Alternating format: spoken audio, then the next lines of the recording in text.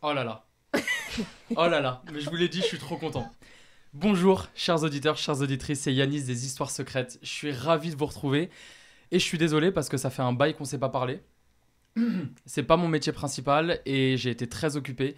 Donc j'ai pris du temps à revenir, à refaire une émission. Et je suis trop ravi de revenir aujourd'hui avec le format que, en général, vous aimez le plus. Donc une émission où j'invite 3 participants. Ils sont autour de la table, j'ai trop hâte de vous les présenter et c'est que des femmes en plus, donc je suis trop content. C'est la première émission où il y a 100% féminine d'invités. Je suis tellement content de vous retrouver que je fais même pas dans l'ordre ce que j'avais prévu de dire. Donc voilà, j'espère que vous allez bien. Chers invités, est-ce que ça va ? Oui. Oui. Alors je vais même pas dire qui vous êtes avant parce que j'ai écrit pour une fois des petites phrases pour vous présenter. Donc là, déjà, il faut le dire aussi aux auditeurs, aux auditrices, c'est la première fois que l'émission se passe dans un studio filmé. Donc c'est une première à plein de niveaux. Mais je commence tout de suite à vous présenter les invités pour qu'ils puissent enfin avoir la parole. Notre première invitée est comédienne, actrice, metteuse en scène. Elle est passée entre autres par le Cours Florent et l'Actors Factory, si je ne me trompe pas. Elle a écrit, mis en scène et elle joue en ce moment dans la pièce de théâtre Frida. Et elle a, selon le site de son agence, un niveau moyen en planche à voile. Donc, vous faites ce que vous voulez de cette info. Peut-être que tu pourras nous en dire un peu plus. Elle s'appelle Paola Dugno et on peut l'applaudir bien fort. Ça envoie de ouf la présentation. Salut Paola. Salut. C'est quoi cette histoire de niveau en planche à voile ? C'est forcément la première question que j'ai envie de te poser. Eh bien, je suis née en Corse, donc j'avoue qu'au lieu d'aller au centre aéré ou des choses comme ça, je devais aller à la planche à voile pendant que mes parents travaillaient. Mais j'ai très peur du large, donc c'est-à-dire que dès que j'avais plus pied, je me laissais tomber pour que le moniteur vienne me chercher en bateau. Donc voilà, mon niveau moyen de planche à voile. Ok, je comprends. Quand je faisais les petites recherches pour préparer l'intro, je me suis dit, mais qu'est-ce que c'est que cette info ? Mais c'est important de le mettre sur le site, parce que s'il y a un film où il cherche une comédienne qui a déjà fait de la planche à voile... Voilà. Ouais, c'est pas mal. Bienvenue Paola, j'espère que tu es contente d'être là. Notre deuxième invitée, vous la connaissez déjà. Elle vous a fait rire en disant des conneries dans une émission précédente, mais elle vous a aussi impressionné par sa rapidité de réponse. Actuellement, elle est dans la vie active, elle bosse, mais c'est aussi une future étudiante qui a le courage de reprendre bientôt ses études pour faire ce qu'elle aime.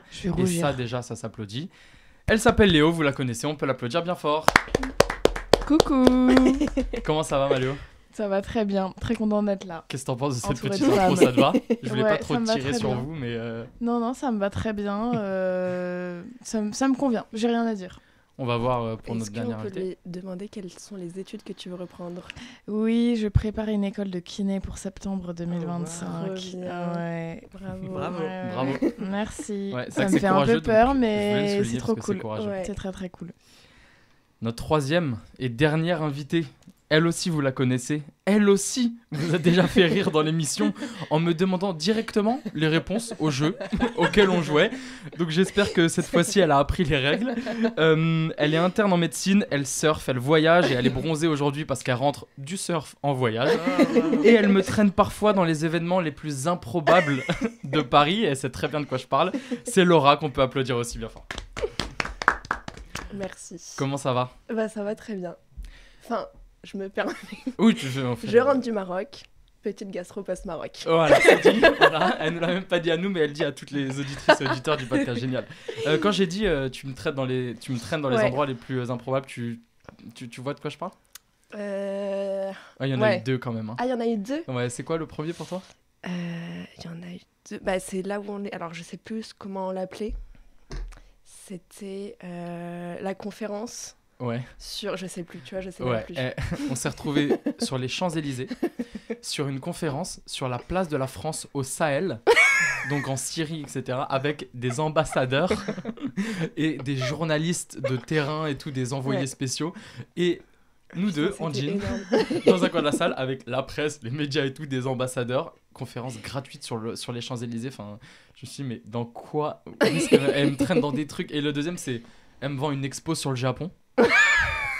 En vrai, ça a l'air cool. Ça a l'air cool. Ah ouais, j'avais vraiment vendu le truc. On arrive dans une librairie où il y a 4 posters au mur dans une pièce carrée. Voilà, tout simplement. Et c'était tout, c'était un petit carré. C'était même un restaurant-librairie. Un restaurant-librairie, il y avait... Ouais, enfin vraiment... Il y avait de tout, quoi. Ouais, j'étais obligé de le souligner. Ouais. Bon, j'espère que ça va, que vous êtes en forme, malgré la petite gastro post-Maroc de Laura. Peut-être plutôt une tourista, du coup. Oui, plutôt une tourista, Ouais. super. Peut-être qu'on peut arrêter. Je suis chaud qu'on arrête sur ce sujet, ouais. Donc, bienvenue, je suis trop content de vous recevoir. Je suis content de reprendre cette émission filmée. Petit rappel du concept. Donc, on s'est briefé avant et les auditrices, auditeurs ont l'habitude. Mais j'ai préparé des anecdotes, j'ai préparé des personnages historiques à deviner. Et le but, c'est de poser un maximum de questions. Il n'y a pas de règles. Voilà, octogone, vous posez des questions comme vous voulez. On peut dire des conneries, on ne se retient pas, on dit ce qu'on veut. Si vous êtes prête, je commence. C'est parti. La première anecdote à deviner, c'est très simple. C'est une question, il n'y a même pas d'intro. Je vous demande tout simplement, quelle activité était très populaire aux États-Unis au début des années 1900 ? Alors, si on a tout de suite la réponse, peut-être qu'on essaye de poser des petites questions. C'est un sport ? C'est une forme de sport, ouais. On va le mettre dans la catégorie sport. Est-ce que c'est quelque chose qu'on peut faire un peu au quotidien ou pas ? Jamais de la vie. Jamais de la vie. Ah, Et jamais je de la vie. te le conseille pas. Hein. Est-ce qu'il faut être très fort pour savoir faire ça? Ça demande beaucoup d'entraînement, des skills et du courage. C'est une ascension de quelque chose ? C'est pas une ascension de quelque chose, c'est rigolo. C'est dangereux? C'est dangereux. Ah, c'est dangereux. Ah ouais, c'est dangereux. Est-ce C'est que pas- Vas-y, je t'en prie. Marcher sur un fil ? Non. Est-ce que c'est tiré avec, je sais pas, une arme à feu sur des trucs ? Non, il n'y a pas d'arme à feu dans le truc. C'est dangereux, mais il n'y a pas d'arme à Étonnant. feu. Il y a... C'est mortel. Hein. C'était gratuit. C'est le truc. C'est genre dangereux, c'est mortel. Ah, ok. Mais il n'y a pas d'arme à feu. Est-ce qu'il y a D'accord. besoin d'avoir un matériel ? Ouais. Non, j'ai pas un. Ouais, mais Mais- j'ai failli pousser. Est-ce que je donne un Ah, indice? est-ce que tu donnes le Mais matériel? pas pour l'instant. On peut poser encore quelques C'est questions. mortel pour soi. Ça se joue à combien ? Ça se joue pas. J'allais dire, ouais. Est-ce qu'il faut un cadre très précis pour faire Carrément. ce truc-là? Ouais. Ou c'est quelqu'un qui peut le faire dans la rue? Non, il faut carrément un cadre précis. C'est Il y a de la un prod. Il y a de la prod Ah oui. derrière. Ouais. Ah, c'est un combat. C'est pas un combat. Est-ce que ça inclut des animaux? Oui. Oh. Ouais, en fait, c'est ça quand elle a dit du matériel. J'ai Ah, c'est failli un dire animal, rigoler en le disant matériel. là, c'est presque, ouais. Est-ce que c'est un lancer d'un C'est- animal? C'est Rodéo ? non. Non et non, mais il y a de l'idée. Il y a vraiment de l'idée là-dedans. Et vous vous doutez bien que si je le prends ici, c'est que c'est un peu what the fuck. Et c'est possible que vous ayez déjà vu le truc, vu passer le truc. Genre en mode à l'époque, pas, Ouais, pas aujourd'hui. vu de vos yeux aujourd'hui, parce que Mm. c'est. C'est interdit ? Je vous le spoil. Ça a officiellement pris fin en 1970 quand une asso militant pour la cruauté envers les animaux s'en est mêlée. Ah ouais. Ok. Mais du coup, voilà. c'est... Oui. Non, t'as dit c'est mortel pour l'humain, c'est pas mortel pour l'animal. Ça peut être mortel pour l'animal. Ça peut l'être. Alors, on n'est pas dans un truc où le but c'est de torturer un animal, genre C'est pas de la corrida, quoi. Voilà, je le Oui, dis. voilà. C'est Je pas le ça. dis. Mais c'est même délire.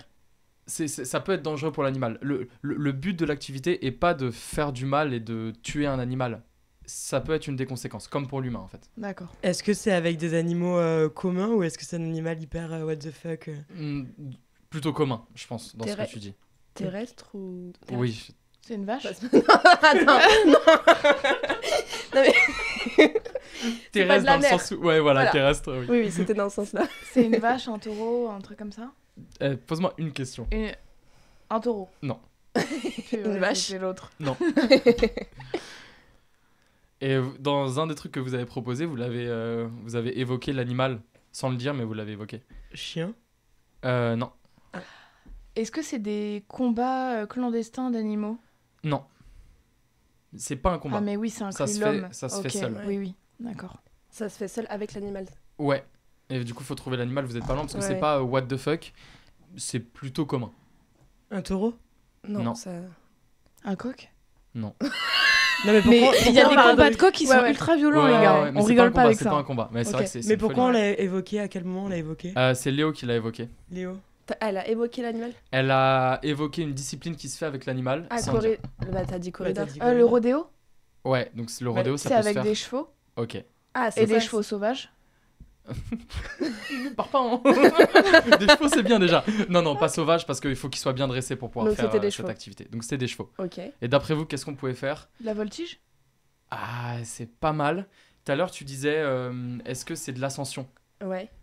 C'est plutôt l'inverse. Je crois que le réalisateur derrière le miroir, là, Il a Peut-être. Tu veux jouer? Est-ce qu'il a un micro Prends le micro. C'était les emmener aux mines. Non. Ah, C'est une activité, bah du coup ça me permet de rebondir. Non, mais je retourne dans ma régie. C'est une activité en mode divertissement. Donc c'est pas... Parce que là du coup ce que Robinson disait c'était en mode dans le cadre du travail. Ah oui. Mais là c'est vraiment du divertissement. Est-ce que c'était tenir... Enfin, j'ai déjà vu ça, vous allez me prendre pour une folle, mais il y a un truc, je crois, c'est t'es sur un cheval, mais au lieu d'être assis sur sa croupe, la selle est retournée sur son ventre. C'est pas ça. Ah ouais, Ok. putain, C'est j'ai jamais cheval vu ça. humain inverse d'ascension. Je vais bientôt le donner parce qu'en vrai on a quasiment Bah, tous les ouais, éléments. c'est... Bah, Il se met à Je quatre l'ai- pattes, le cheval. j'allais faire vraiment une blague de Il se met à cul. le... Allez, tu vas la dire cette blague. Et après je vais dire la réponse. Pour le sucer la bite. Et ça sera peut-être coupé en même temps. C'était le plongeon à cheval. Ah putain, j'ai eu un doute sur le... Pour ça, ouais. l'inverse de l'ascension. Ouais, C'est-à-dire vraiment littéralement. il plonge à cheval. Mais attends, j'ai préparé un petit Ah ouais. truc pour vous l'expliquer. On peut pas le diffuser là?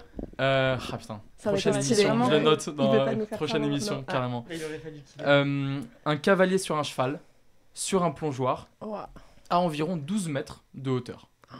Voilà. Une longue attente, le public qui retient son souffle et un grand saut. Cavalier sur cheval qui saute de 12 mètres de hauteur dans l'eau. Donc cette activité, elle serait née dans les années 1880 aux États-Unis, avant d'être popularisée par un gars qui s'appelle William Frank Carver, fin 1800, début 1900. C'est pour ça qu'on parle d'une activité début 1900, c'était un peu le prime et l'apogée. Le gars, d'ailleurs, petit aparté, c'était un mytho parce que là, c'est les spectacles de rue genre aux États-Unis à l'époque. Donc le mec a dit que c'est lui qui l'avait inventé, très peu probable, mais c'est lui qui l'a popularisé en tout cas. Donc le show est perpétué par l'entreprise familiale de ce gars-là jusque dans les années 60. Donc cette famille-là, Carver, a produit l'activité de la manière la plus populaire aux États-Unis pendant genre 80 ans à peu près, jusqu'à ce que, comme je vous l'ai dit, une association militante s'en mêle et interdise définitivement en 1970. Voilà, donc le plongeon à cheval de 12 mètres. Mais ça a dû faire énormément de cheval mort. Et bah plus Ouais. d'humains. Ouais, Ah ouais? Ouais. Parce qu'ils se retrouvaient bloqués. Ouais, j'ai quasiment rien eu sur les blessures de chevaux, beaucoup moins. Mais Ok. quand je vous répondais, je devais vous répondre que c'était super dangereux parce que Ouais, bah, soit à 12 mètres, fallait que je vous mette dans le Ouais, truc. vraiment. Mais beaucoup plus d'humains estropiés que d'animaux. J'ai Ok. presque, heureusement, voilà. Ok. Je pense qu'on peut le dire. Putain, c'est ouf. Et donc c'est la question que je voulais vous poser, c'est quoi le spectacle le plus impressionnant, qu'on ait vu. peut-être Laura ou Léo, que vous avez vu, parce qu'un plongeon 12 mètres à cheval, c'est pas mal. Il y a un truc qui vous a impressionné, auquel vous pensez? Ouais, que moi vous avez petite, alors j'adorais aller au cirque. Et souvent, avec les Noëls du travail de Ouais. ma mère, on allait au cirque. Bon, c'est il y a une vingtaine d'années où il y avait encore des animaux, etc. Mais c'était pas les animaux qui m'impressionnaient le plus. Il y avait un spectacle d'une femme canon qui rentrait dans un canon et qui se faisait projeter. Bon, elle avait juste un casque et son petit juste au corps. Et elle se faisait projeter à l'autre bout du chapiteau. Bon, il y avait un trampoline pour la réceptionner et tout. Mais petite, j'étais là genre... Mm. purée, Ouais, c'est vrai que c'est bluffant. Mais même maintenant, je pense que je Impressionnant, dirais ouais. c'est bluffant. Un truc, voilà. un truc qui te vient, Laura, ou Non, pas? j'ai rien du tout qui me vient en impressionnant. Et T'as un toi? truc, Paula? Moi, j'ai fait un festival de cirque aussi à Édimbourg. Et c'est que des prestations de ouf. Genre les meufs qui avalent les couteaux. Ouah, jamais vu ça. Je sais même pas. En fait, j'ai tellement de trucs en tête, mais je ne sais pas comment ça s'appelle ces disciplines. Ouais. Genre, il y avait une femme ballon qui faisait tout un truc dans un énorme ballon. Tu sais, mais comment elle respire. Mm.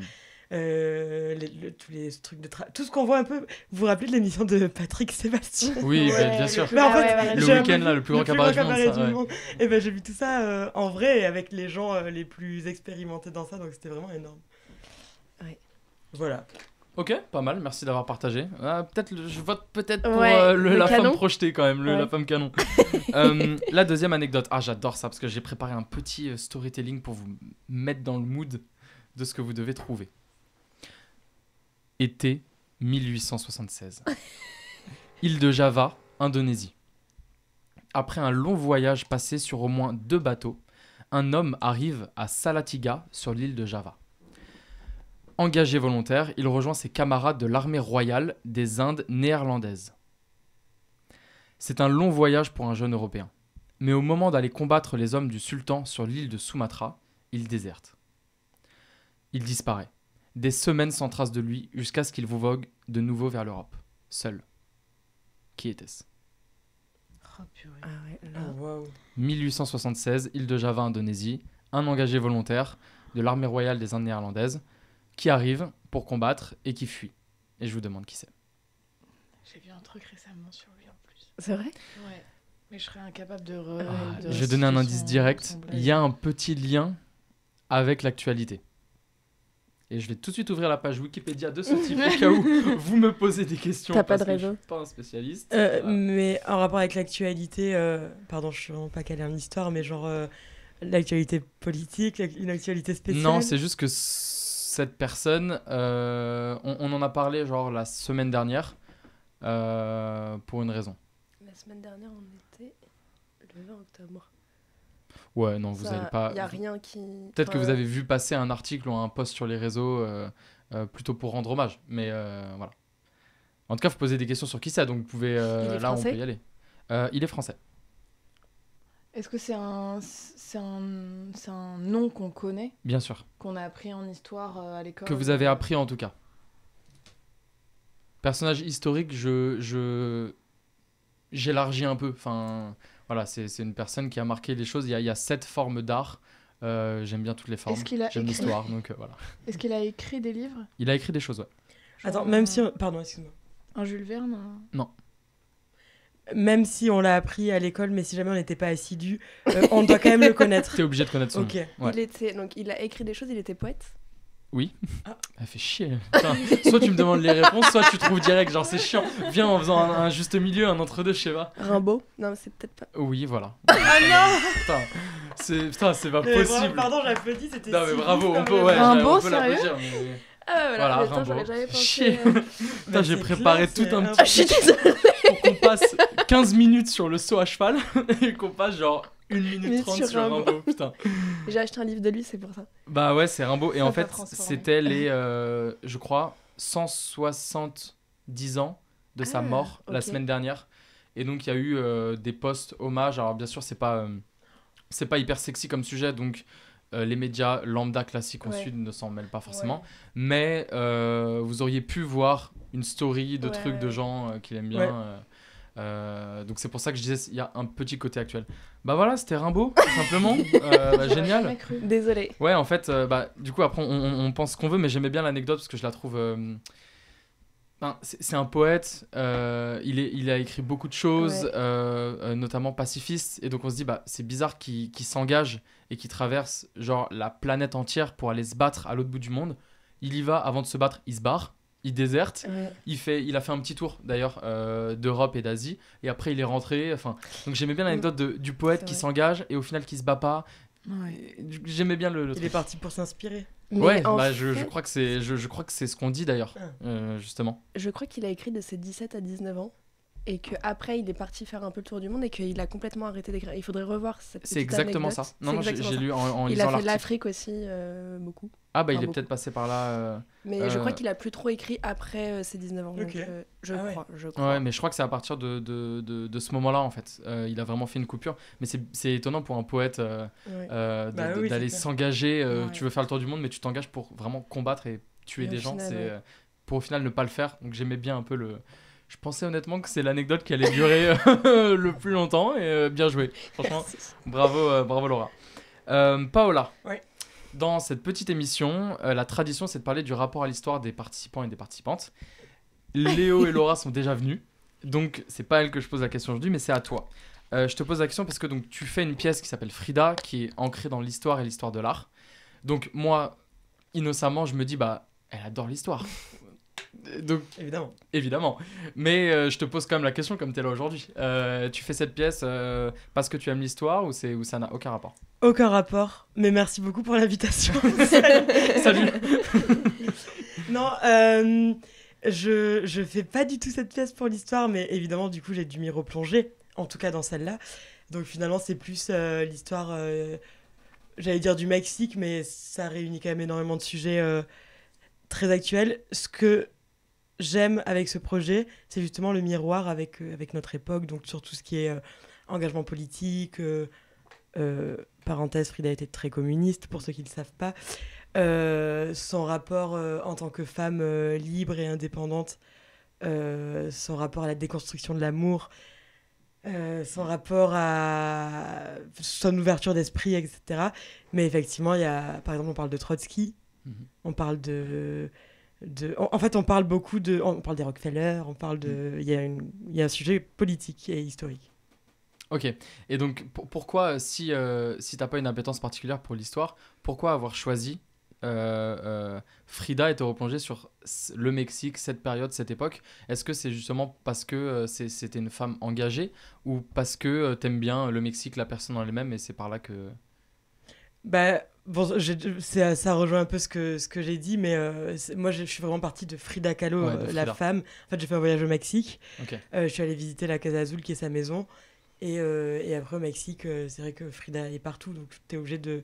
Nous, en tant que... Enfin, en fait, il y a plein de gens qui connaissent Frida que par son mono-sourcil et sa tronche, en fait, en vrai.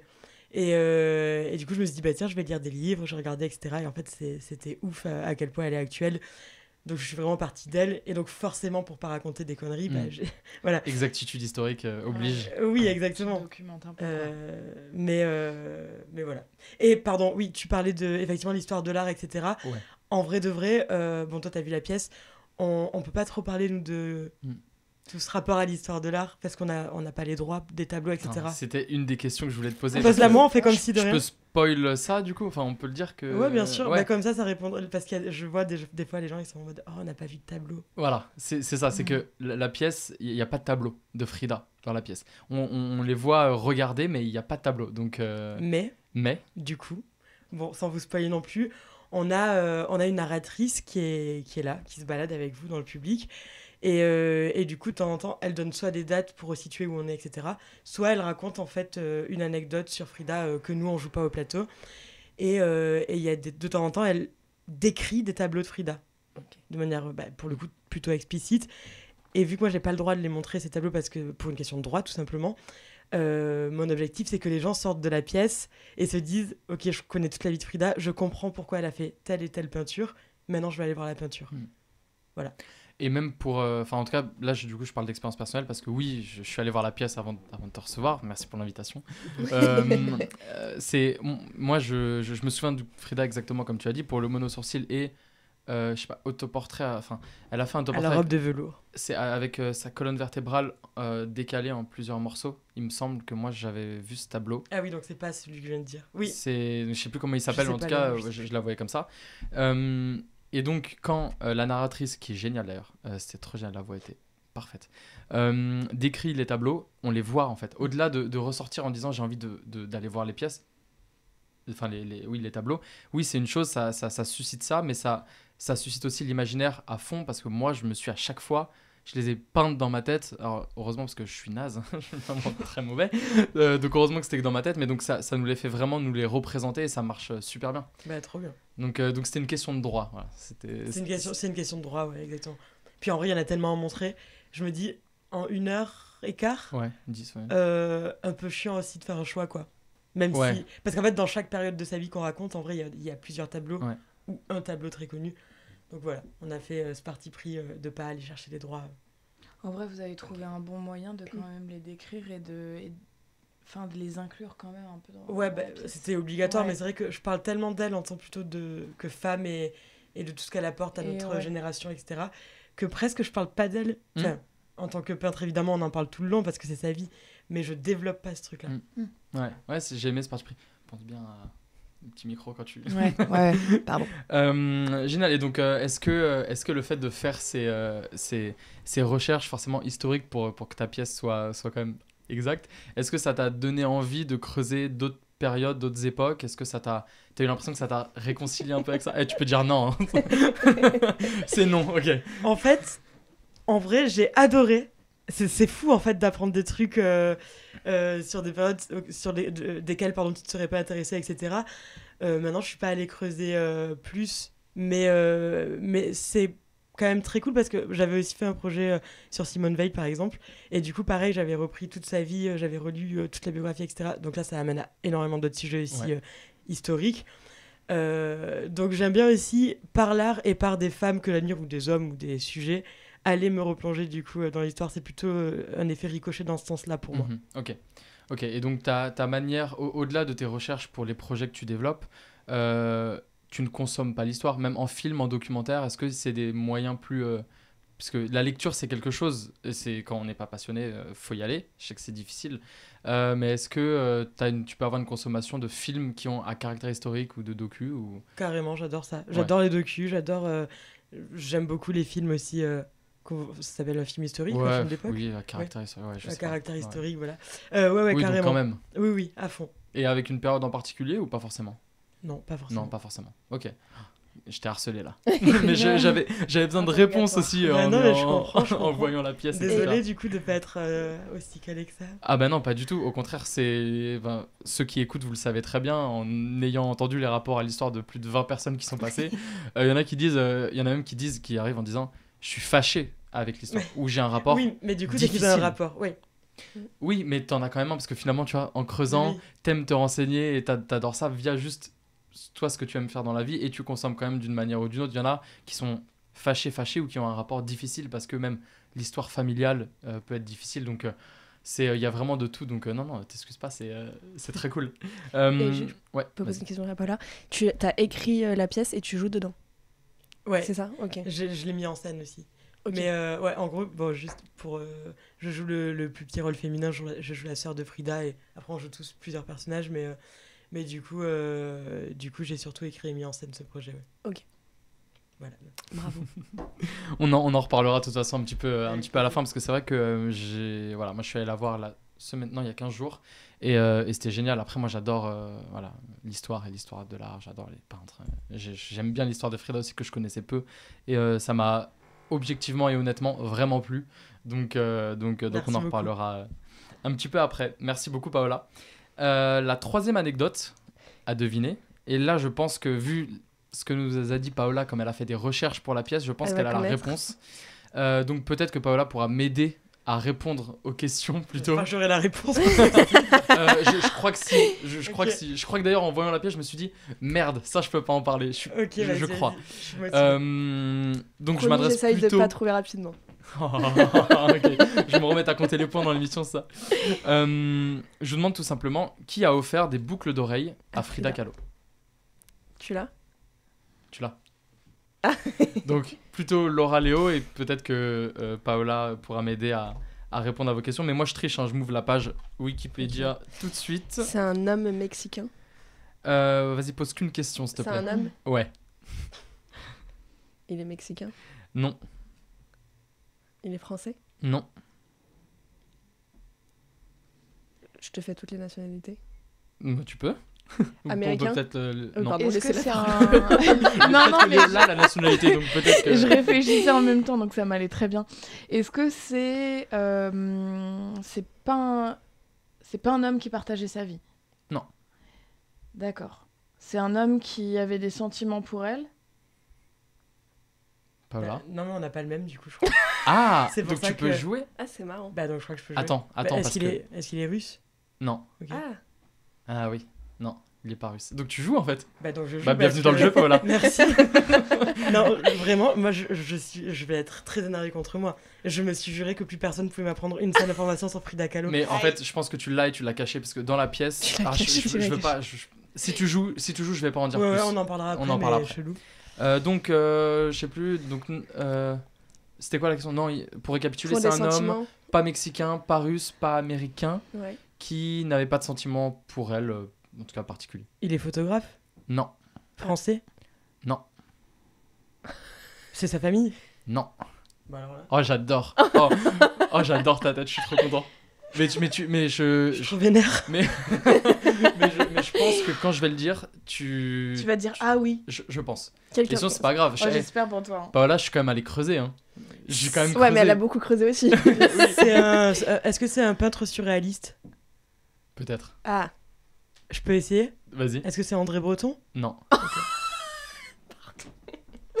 Tu te fous de ma gueule? C'est vraiment une chimie celle-là. C'était dans le sens. Ouais, je comprends que tu sois hyper énervé. Désolée. Le tout de ma gueule, c'est vraiment une C'est pas quelqu'un de sa famille. C'est pas quelqu'un de sa famille. C'est un ami? Juste Ah, c'est un admirateur secret. Non, non, maintenant on sait qui c'est. Secret, non. Je pense qu'il admirait, comme beaucoup de gens. Enfin, c'est un homme, hein. C'est un homme, ouais. Il aurait pas fait de cadeau s'il l'admirait pas, oui. je suppose, mais pas secret. Mais c'était pour la c'est pas un cadeau anonyme envoyé, parce que je sais qui c'est. Oui, voilà ce que je veux dire. C'est... J'ai plus ma question. Donc, ça doit être un Américain, du coup. Non. Il a dit non. Donc, il a pas de nationalité, le mec. Si. Asiatique? Non. Espagnol? Oui. Ah. Je suis une ouf. Est-ce que tu peux donner les années de vie de Frédéric? Carrément. Il est né en 1881 et il est mort en 1973. Donc pas mal. Hein. T'as un guess? Peut-être. J'adore qu'on a préalé. C'est Pablo Picasso? Tout à fait. Ah, mais il est trop chaud. Bah, j'avais pas cette info. Moi, j'ai l'info, j'ai plein d'infos sur leur relation, mais alors celle-là, je l'avais pas. Et bah, en fait, t'as dit un moment clé de sa vie, oui, dans lequel ça s'est passé, et tu sais très bien quand tu parles d'André Breton. Exactement. Attends, on en parle après. Je fais le... Déjà, merci, Romançon, bien joué.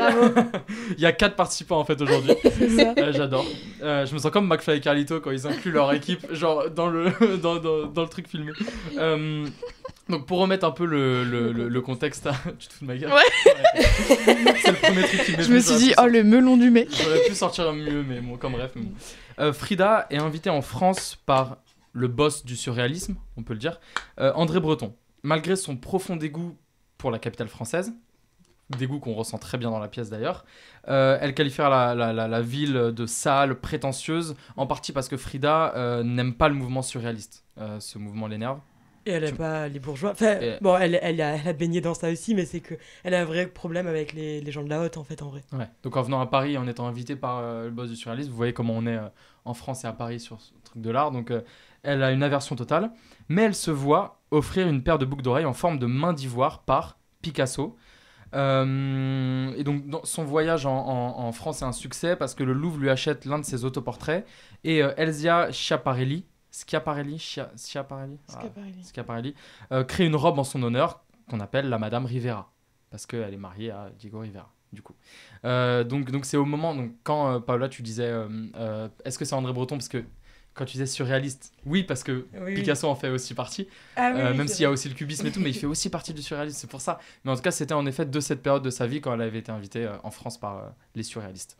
Okay. Donc, je merci. Je vais tous leur dire ce soir en arrivant au théâtre parce que là, je vais leur poser la question. Tu sais quoi, je vais leur faire deviner. Mais j'ai creusé parce que je voulais être sûr de pas dire de conneries parce que c'est à peu près la seule news liée à Frida et au Mexique. Donc je me suis dit, Paola vient, elle a fait une pièce, elle a mis en scène, elle a écrit, elle a fait des recherches. Je me sens encore. Je peux pas me planter. Mais non, pas du tout. Mais ça, au contraire, ça veut dire que j'ai fait mon job d'histoire secrète. Ouais. Voilà, d'aller chercher le truc. C'était bravo. Ok, bah bien joué. C'est ouf, c'est vraiment. Bien joué. Je vais mettre ta tête dans la miniature. En bas, je suis obligé. Donc la dernière anecdote, parce que le temps file, je vous demande tout simplement qui est, je vais essayer de pas écorcher, Yakov Djougashvili. Putain, mais c'est toujours des mecs de l'Est, ceux que tu nous fais deviner. C'est vrai. Enfin, c'est souvent, j'ai remarqué. Ouais, c'est vrai. Mais c'était une femme, t'étais peut-être tombé sur Ludmila Pavlyuchenko, quelque chose comme ça. Ouais, snipeuse. Ouais. Donc je vous demande qui est Yakov Djougashvili. Et là, j'ai besoin du Wikipédia forcément. Bam et bam. C'est russe. Il est russe. Il n'est pas russe. Il est croate. Pas polonais, pas croate. Ukrainien. Il n'est pas ukrainien. Ex-Yougoslave. Pas ex-Yougoslavie, mais ex quelque chose.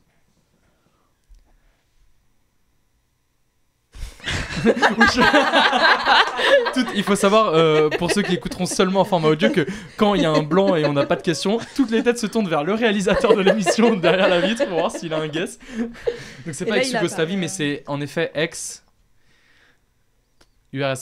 D'accord. Et pareil là, c'est un hasard, mais il y a un mini rapport avec l'actualité parce qu'il y avait des élections très importantes dans ce pays le week-end dernier. Donc c'est un pays d'ex-URSS où il y avait des élections importantes. Ok. Mais honnêtement, vous attendez pas sur le pays. D'accord. Ok. Essayez de voir dans quelle voilà. Dans Est-ce quelle que c'est un homme catégorie. d'État? C'est pas un homme d'État. Enfin, homme d'État / homme politique, hein, on Ouais, s'entend. on ok. s'entend. Est-ce que c'est un sportif? C'est pas un sportif. Est-ce que c'est un artiste? Euh... Est-ce que sa vie, entre guillemets, est vouée à une certaine forme d'art, plutôt? Non. Ok. Non. Et fallait pas que j'hésite en fait. La réponse est vraiment non. Y a Non, pas de- ok. Je lisais en même temps parce que je connais pas du coup la vie par cœur. J'ai écrit un récap, mais non. Pas sportif, pas politique. Peut-être si on peut le situer dans le temps, ça vous Ouais. déjà ça indiquerait un petit peu. URSS, donc c'est quoi? C'est 30. Est-ce qu'il était vivant à ce moment-là? Ouais. Il était vivant. Je peux vous dire à peu près quel âge il avait en 1930. Il avait 23 ans en 1930. Ok. Et c'est quand qu'il a été connu? Bah, c'est un peu le pourquoi vous le devinez Ah, en fait. ouais. Ah, ok. Est-ce qu'il a été connu post-mortem? Non. D'accord. Est-ce que donc il a fait quelque chose qui l'a rendu connu? Non. C'est cap... Ah, Non. il a pas C'est fait. ça. Donc c'est pas à propos de... Enfin, c'est pas... C'est ça le cœur du truc. Uh-huh. C'est ça le cœur du truc. Mais comment tu le connais, du coup? Vous allez comprendre. Ok. Vous allez comprendre. Il a quelque chose avec le domaine de la santé? Non. Non. Tu voulais amener sur ton domaine fort de compétence. Pas du tout. Si lui n'est pas connu pour quelque chose que lui a fait, C'est qu'il a mis en avant quelqu'un. ou l'inverse. Ou au Quelqu'un l'a contraire, mis oui. en avant. Est-ce que par exemple c'est un miraculé ou un délire comme ça? Non. C'est vraiment pas lié à sa personne. D'accord. Mais il Et est pas super lié à connu. son physique. Non plus. Il a... Plutôt beau gosse pour l'époque, je pense. Hein. Attends, je vais essayer de vous montrer sa tête. Et ça va pas nous... Ça va pas nous spoiler? Non, je pense pas. Ouais, non. Pas beau gosse du Non, tout. Pas mais beau gosse. ouais, non, ouais. Enfin, pardon. Les gars, on est en 1900. Y a pas un. Non, Ouais, pas y a- du tout. La Bah, coupe de cheveux, peut-être. Ça aurait Allez. peut-être, On s'en fout de l'époque, c'est... Il a fait l'armée. Bah, c'est visage sévère et tout. À l'époque, c'était quand même moins souriant et tout. Je trouve que non, il a des traits peut-être pas si durs. Ah ouais. À l'époque, on était un peu sur les photos. On a dit non. Ah, ok. 3 femmes. Donc, je vais partir du principe. Il a fait l'armée. Non, je trouve que ça va. Oui, il a fait l'armée. Ah, il a pas découvert quelque chose dans l'armée. Il Non. était une intelligence. Non. Enfin, découvert dans l'armée. Est-ce qu'il est connu pour s'être fait tuer ou justement pour... Il a Ah Il a été contre son gouvernement. Faut que tu dises ce qui se passe dans ta tête. Hein. Bah non, mais je sais pas, t'as réagi un peu genre Ouais. en s'approche. Alors, il s'est fait tuer. Donc, je spoil en 43 pendant la guerre. Et c'est là qu'il est devenu connu. Non. Ah bah oui, parce que moi j'ai posé la question, tu m'as dit non. ouais. Il est connu de naissance. Donc, s'il n'est pas connu pour Ah, quelque c'est chose, le il est né fils par de- quelqu'un. c'est le fils de. Exactement. C'est le fils de Staline. Oui. Mais non. Voilà. Bravo. Bah oui, il est géorgien. Parce qu'en fait, Staline, il s'appelle pas du tout Staline. Joseph Staline, il s'appelle Djougashvili, je le savais par cœur. Donc oui, c'est le fils de Staline. Donc je vais vous lire le petit laïus que j'ai préparé. Donc c'est le fils de Staline. Il est né en 1907. Malheureusement, sa mère décède rapidement après sa naissance. Et son père, Staline, à cette époque-là, il est très peu présent parce qu'il parcourt l'Europe pour mener la révolution bolchevique. J'ai aussi fait deviner ça parce que donc, dans la pièce, il y a Trotsky. Et donc, si je dis pas de bêtises, ils étaient concurrents, Trotsky et Staline, pour la succession. Si je dis pas... C'est aussi pour ça que Trotsky s'est exilé, non? Oui, c'est ça. Il s'est exilé au Mexique. Oh la petite sueur là. Ouais, la sueur. Ouais, c'est ça. Non, parce qu'il y a une sueur mutuelle de qui va dire une connerie ou pas, Ouais, moi historiquement, vraiment. et toi sur la vie de Frida. Exactement. Oui, il fuit en fait, il fuit la Russie, il est accueilli au Mexique, blablabla, et il se fait tuer au final. Et il se fait tuer au final. Donc Staline, à ce moment-là, est peu présent pour son fils, parce qu'il parcourt l'Europe pour mener la révolution, si bien que Yakov, donc son fils, l'a jamais vraiment connu. Et il se retrouve à Moscou dans les années 20, donc Yakov a déjà une quinzaine d'années, mais il y a un fossé énorme entre eux, parce que Staline n'était jamais là pour son fils, et surtout Staline, c'est quelqu'un de dur qui en a absolument rien à foutre. À tel point que quand Yakov présente sa fiancée à Staline, Staline, il lui dit « je veux pas d'elle, c'est qu'une merde ». Yakov essaye de se tirer une balle et de se suicider. Il est tellement énervé qu'il se rate, Et Staline dit, il est même pas foutu. Et réellement, c'est réel. Ça a été consigné dans le journal de la nouvelle femme de Staline à l'époque, qui était présente. Il dit, il est même pas foutu de faire ça correctement. Comment ça peut être mon fils, quoi. Et à tel point. Mais ça a été repris ça dans des films. Dans plein de trucs. Ouais, dans aussi, plein de trucs. Ça me dit quelque chose, cette réplique. Je savais pas que ça venait le truc de même ça, il est pas foutu de le faire bien. Ouais. Moi aussi, mais je sais plus dans quoi. Et même, il se fait donc emprisonner par les Allemands pendant la guerre. Et Staline refusera de l'échanger contre les prisonniers allemands, même contre des simples prisonniers, genre de base allemands. Il refuse d'échanger pour faire libérer son fils. Donc il meurt en camp. Principalement de chagrin aussi, enfin vraiment sa vie comme une merde quoi. Un peu catastrophique. Donc voilà, c'était le petit piège de la personne à deviner qui est connue mais pas connue pour ce que lui a fait, mais plutôt pour son ascendance. Et donc il y a le lien aussi avec la pièce parce que Staline Trotsky et c'est la fin des choses à deviner de cette émission déjà, mais en même temps, pardon, mais Yakov Djougashvili et Arthur Rimbaud, je pensais pas que ça irait si vite. Et en même temps, vu l'heure, il nous reste un quart d'heure de studio, c'est pas mal qu'on conclue. Sachant que la dernière étape de cette émission, vous la connaissez, c'est les recos culturels. Et ça peut prendre un peu de temps parce que parfois on rebondit dessus. Donc, je vous demande vos recommandations culturelles. Laura Je commence ? Ouais, je veux bien. Moi, la reco culturelle, c'est un documentaire sur Arte. J'adore Arte. Le micro. Alors, c'est un documentaire sur Klimt, le baiser. Je ne sais pas si vous avez le tableau en tête, la ref. Mais alors, j'ai regardé ce documentaire parce qu'en fait, quand j'habitais avec ma mère, elle avait mis dans notre maison le poster de ce tableau-là, donc qui est super beau, qui est très lumineux. Il a été fait en feuilles d'or. Et je me suis dit, tiens, ça serait intéressant de voir un documentaire et l'explication de ce tableau. Donc, c'est sur Arte, il dure 50 minutes. Et hyper intéressant de voir...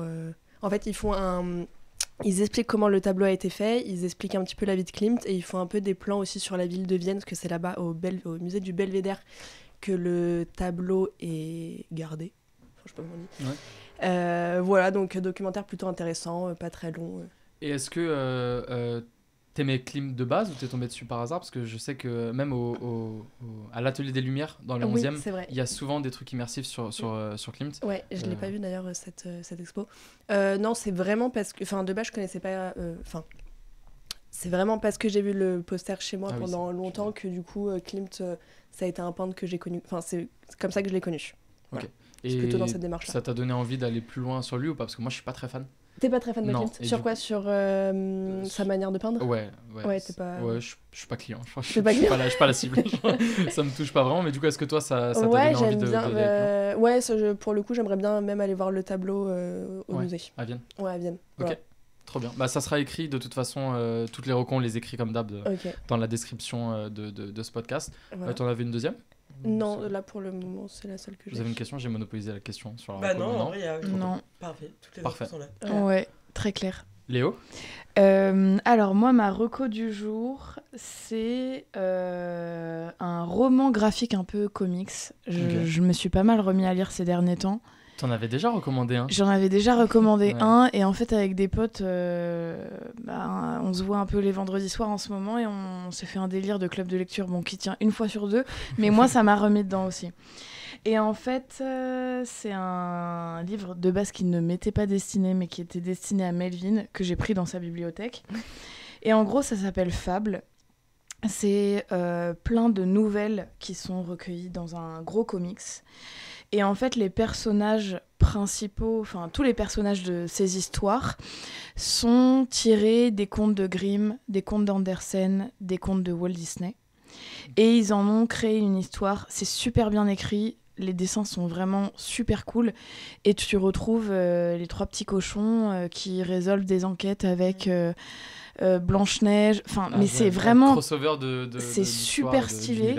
C'est hyper actuel parce que tu as des questions aussi un peu d'actualité qu'on se pose, l'histoire un peu de la place de la femme, ce genre de truc. Mais très bien amené, il n'y a pas de lourdeur, c'est pas un livre qui se veut réellement engagé, c'est juste un crossover de plein de refs en tout cas moi, mon enfance, contes de Grimm et Andersen, ma mère elle adorait nous en lire même si c'est pas tout souvent très gai. Mais voilà, franchement, c'est trop cool. Il y a une 15aine de tomes. Il y a vraiment de quoi faire. Okay. Et toi, t'en as lu Je suis au premier, là. T'es au premier. Je suis au premier. Et c'est balèze ouais, c'est assez balèze. Tu vois un livre, un comics genre grand format. Et c'est une largeur de 3-4 cm quand même. Ouais, quand même. Et ça, c'est un tome. Ouais, il y en a une quinzaine. Et il y en a plus d'une quinzaine, ouais. Ok. C'est trop cool. Et donc ça s'appelle Fable. Fable, et exactement. Façon, on l'écrira. C'est bon ? Ouais, c'est tout bon. Ok, je sais plus ce que j'avais dit. Oui, on avait dit à moi, là, non ? C'est ça ? Je sais même plus. C'est moi qui fais la reco. Après, je te laisse terminer. Paola. Marocco, c'est un documentaire en 4 épisodes sur France TV. Donc vous pouvez le voir sur la plateforme en ligne France TV. Il avait été diffusé sur France 5, mais maintenant c'est disponible. Qui s'appelle Léon Blum, une vie héroïque. Donc c'est sur France TV. Donc c'est sur la vie de Léon Blum. C'est adapté du podcast de... À chaque fois je dis France Inter, mais c'est faux, de Radio France. Et le podcast était tellement complet en termes d'archives, de recherche, de lettres même personnelles retrouvées, etc. que les gens se sont dit il faut qu'on le produise et il faut qu'on en fasse un documentaire.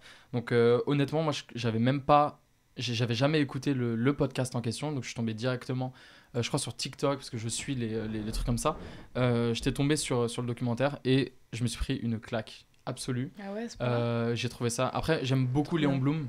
C'est une figure qui m'intéresse beaucoup parce que c'était un peu un homme un peu seul contre beaucoup de courants des années 30, notamment beaucoup de courants fascistes en Europe.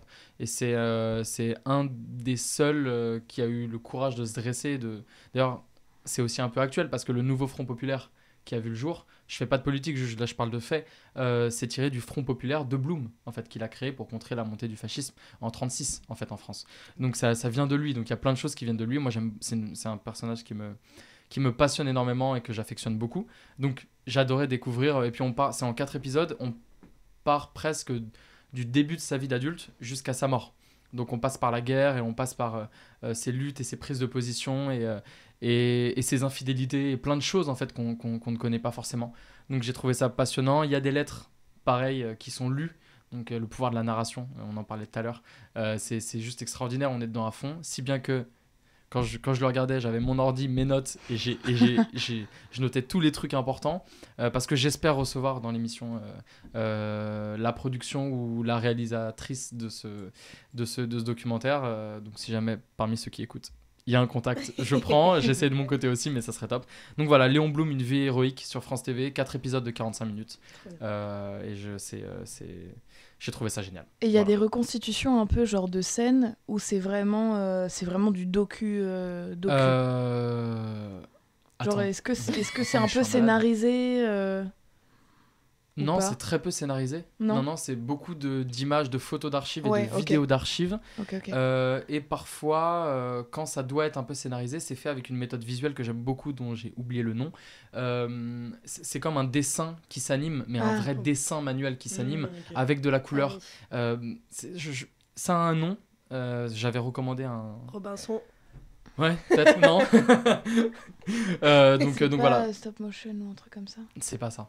Je sais plus le nom. En tout cas, c'est principalement de l'archive. Et quand c'est reconstitué, c'est fait. C'est très smooth. C'est pas joué par des acteurs. D'accord. etc. Ok, ouais. Donc voilà, Léon Blum, une vie héroïque sur France TV. Et Paola, on t'écoute. Sans surprise, je vous recommande Frida, du coup, une pièce qui retrace la vie de Frida Kahlo à la Manufacture des Abbesses, pour la petite histoire d'ailleurs. Frida a changé son année de naissance pour que ça coïncide avec la révolution mexicaine au Mexique moderne. Voilà, donc officiellement et officieusement, elle est pas née la même année. J'ai peur de dire une connerie, mais je crois que c'est 1907 et qu'elle a mis 1910 ou l'inverse. Je crois qu'elle a... Non, je crois mais voilà, donc c'était pour la petite histoire... secrète, dans merci. l'histoire. Voilà, et voilà, on traverse plein de choses, plein de faits historiques en vrai de vrai aussi. J'en ai déjà un petit peu parlé tout à l'heure, mais on parle de communisme, de politique, de femmes engagées, de déconstruction de l'amour. C'est une des premières figures de cette époque qui a assumé sa bisexualité. C'est une figure pour les LGBT, c'est une figure pour la mode, pour énormément de choses, au-delà de la peintre et du coup évidemment de l'histoire de l'art. Et On est 6 au plateau, donc c'est une pièce chorale, ça c'est cool aussi. Parce qu'il y a beaucoup de seuls en scène et tout sur Frida, mais jamais en vrai de pièces chorales. Quoi d'autre? C'est quoi une pièce chorale exactement? Une pièce chorale, c'est quand il y a un peu de monde au plateau. D'accord. Et je sais que les gens, c'est con, mais pour des raisons financières, des fois on peut prendre 1 ou 2 comédiens et du coup réadapter son format. Ouais. Moi j'ai pris le pari, mais du coup je sais que les gens sont souvent en manque de pièces avec du monde au plateau, un truc. C'est très rythmé. Ouais. D'accord. Là c'est rythmé, on est nombreux, on joue tous plusieurs personnages à part Frida. Donc voilà. Ouais, je veux pas spoil, mais c'est vrai que moi, ce qui m'a beaucoup plu aussi, c'est qu'on arrive et on est direct dedans. Alors, je veux pas spoil le pourquoi du comment, mais on arrive et les comédiens sont là pour nous mettre tout de suite dans la pièce avant même que la pièce commence, quitte à se demander quand la pièce a commencé, en fait. Et c'est ça que j'adore. Donc voilà, ça dure 1h10, 1h15. Et avec la narration, avec le fait qu'on soit dedans tout de suite, c'est vraiment, on rentre dans l'univers et j'ai trouvé ça génial. Donc voilà, pour le petit rappel, donc la pièce de Paola s'appelle Frida. Elle se joue jusqu'au 30 novembre à la Manufacture des Abbesses, donc du mercredi au samedi à 19h. Et bien sûr, je vous mets le lien dans la description. Merci beaucoup. C'est la fin de cette émission. Merci, ça vous a plu? Ouais, très sympa. Bah, génial, merci beaucoup d'être venu et bravo pour les jeux. On peut se réapplaudir, je pense, quand même. Bravo. Bravo. Merci, chers auditeurs, chères auditrices. Bienvenue à ceux qui vont nous voir pour la première fois du coup sur YouTube et avec des petits extraits sur les réseaux. Donc je suis ravi de vous présenter cette émission de manière filmée. Et puis je vous dis à la prochaine, pas à la semaine prochaine, mais à la prochaine pour une nouvelle histoire secrète. Ciao. Merci beaucoup. Salut.